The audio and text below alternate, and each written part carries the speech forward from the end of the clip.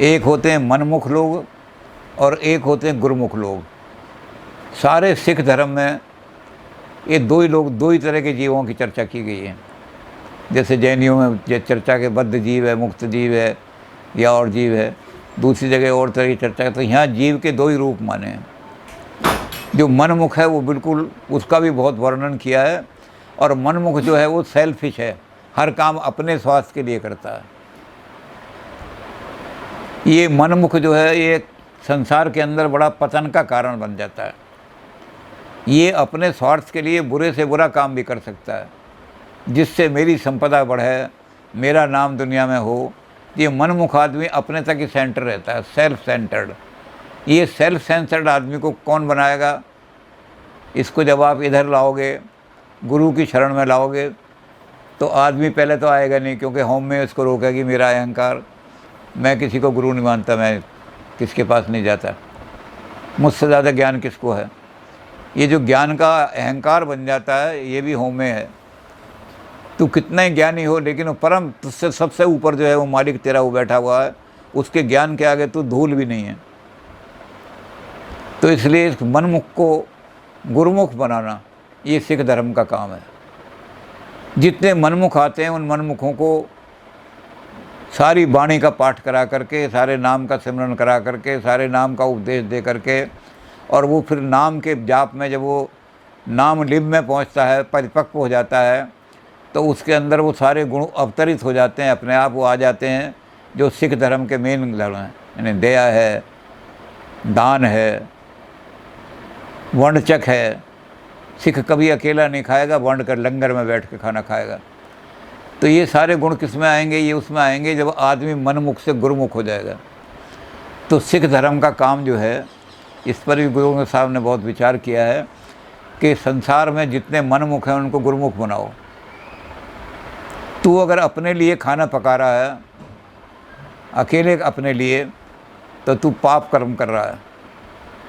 और तू अगर समष्टि के लिए कि मेरे इस खाने में इसका भी हिस्सा है, इसका भी हिस्सा है, इसका भी हिस्सा है, तब तू गुरुमुख के बनने के योग्य है। तो उसका जो सेल्फिशनेस है उसको छुटा करके उसको सामाजिक प्राणी बनाना, और सामाजिक प्राणी के बाद फिर ईश्वर निष्ठ बना देना। ये सिख धर्म का मूल काम यही है। सारे समाज को, सारी प्रकृति को, सारे जीवों को, जो सारे जीव इस समय मनमुख हैं, उनको ला करके और गुरुमुख बना देना, ये सिखों का काम है। सिख संत यही काम करते हैं। मनमुख को गुरुमुख जब बना दिया तो उसके अंदर अपने आप ही आ जाएंगे, सारे गुण आ जाएंगे। फिर कोई गुण किसी को प्रीच करने की ज़रूरत नहीं। वो विनम्र भी हो जाएगा, वो सेवा का काम भी करेगा, उसके अंदर दया भाव भी आ जाएगी, वो सत्य का पालन करने वाला होगा, सच का। तो इन्होंने कहा इसके लिए दो तरह के आदमी आपको दिखाई देंगे। एक वो लोग हैं जो ऋण वृत्ति के लोग हैं, एक वो लोग हैं जो धन वृत्ति के लोग हैं। ऋण वृत्ति का मतलब जो घटने वाला है, वो घटाते हैं। वो क्या करते हैं? वो संसार में अपने सुख के लिए, अपने साधनों के लिए तरह तरह के पाखंड रचते हैं, और उस पाखंड में लोगों को फंसा करके फिर उनको लूट करके अपना स्वार्थ सिद्ध कर लेते हैं। मेरे आश्रम में सारी सुविधाएं पहुंचनी चाहिए, लोग नालियों में पड़े हुए हैं बच्चे, उनके कोई ध्यान नहीं उनको। तो ये जो ऋण वाले लोग हैं, ऋण वृत्ति के लोग हैं, ये बहुत ही सेल्फिश होते हैं। समाज को लूटने में भी, किसी को मर्डर करने में भी, किसी को कत्ल करने में भी संकोच नहीं करते। इन ऋण वृत्ति के लोगों को धन वृत्ति के लोग में लाना, ये है कि हमने मनमुख से गुरुमुख बना दिया। अब ये जो धन वृत्ति का आदमी क्या करेगा? ये तिलक नहीं लगाएगा, माला नहीं जपेगा, ये कोई चोगा धारण नहीं करेगा, ये गले के अंदर मोटी मोटी मालाएं नहीं डालेगा। लेकिन जहाँ कहीं धर्म पर आँच आ रही हो, जहाँ कहीं अन्याय हो रहा हो, जहाँ लोगों पर जुल्म हो रहा हो, लोग सताए जा रहे हों, वहाँ अपने शरीर को बलिदान करने के लिए तैयार हो जाएगा। ये है धन वृत्ति का आदमी, और यही सच्चा धर्मात्मा आदमी है। इसकी बड़ी निंदा शुरू में ही की गुरु नानक देव जी ने कि पाखंड नहीं होना चाहिए, पाखंड पोषण ख़त्म कर दिया, मिट्टी धंध। पहले मिटाई धंध मिटाई, फिर जग चानन हुआ। तो जग चानन में उन्होंने ये कहा कि ऋण वृत्ति से धन वृत्ति बनाओ।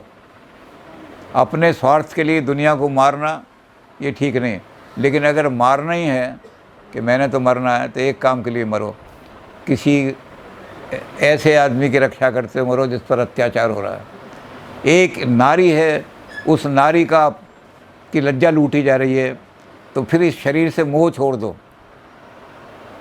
और वहाँ कूद पड़ो उसकी रक्षा करने के लिए। ये शरीर तो वैसे ही नश्वर है, ये तो नष्ट हो जाना है।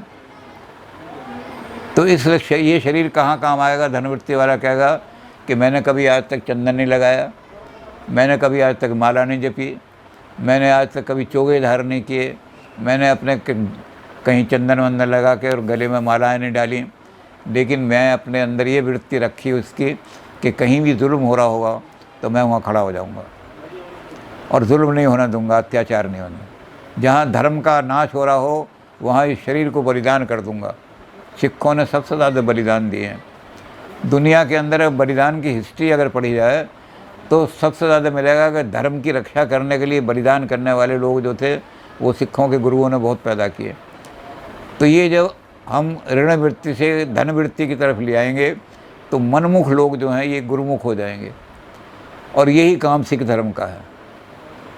गुरुमुख होने के बाद फिर अपने आप गुण में आते चले जाएंगे, और जैसे ही वो गुरुमुख हुआ वो फिर 5वीं स्टेज जो नाम की रखी है वो नामी के साथ एकाग्रता हो जाएगी उसकी। अब इसमें देखा हमने सिख जो हैं क्या करते हैं, सिख जन्म मरण में विश्वास करते हैं। सिख आत्मा की अमरता को मानते हैं, आत्मा अमर है।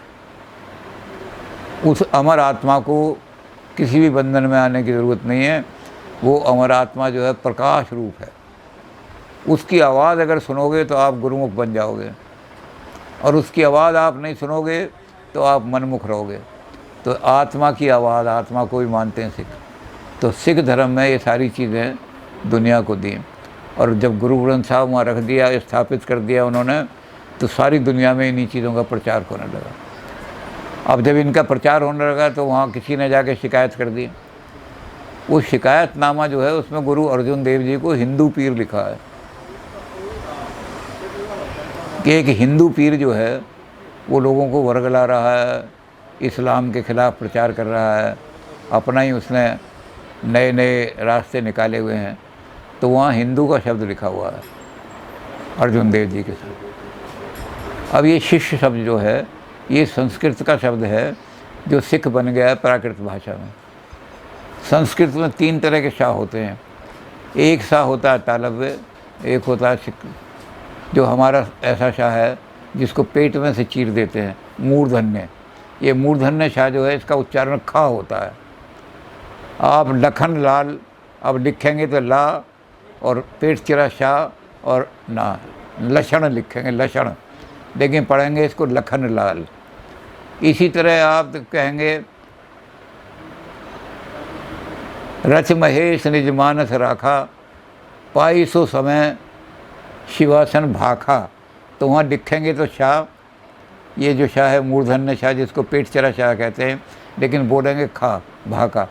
तो संस्कृत में जो गुरु शिष्य परंपरा की चर्चा की गई है, सच्ची गुरु ग्रंथ जो सच्ची गुरु शिष्य परंपरा है वो सिख धर्म में आ गई। और जो शिष्य है उसको उच्चारण जो है साकी की जगह खा कर दिया। तो ये गुरु और शिष्य की परंपरा, गुरु के प्रसाद से ही, जैसा कि मूल मंत्र में कहा गया है कि उस परम तत्व को कोई नहीं जान सकता। जिस पर गुरु की कृपा होगी और जो गुरुमुख हो जाएगा, जो मनमुख से गुरुमुख हो जाएगा, उसी को उस परम तत्व का ज्ञान होगा, वही उसको जान सकता है और कोई नहीं जान सकता। तो ये परंपरा, गुरु शिष्य परंपरा जो चली है, ये सिखों में शुरू हुई।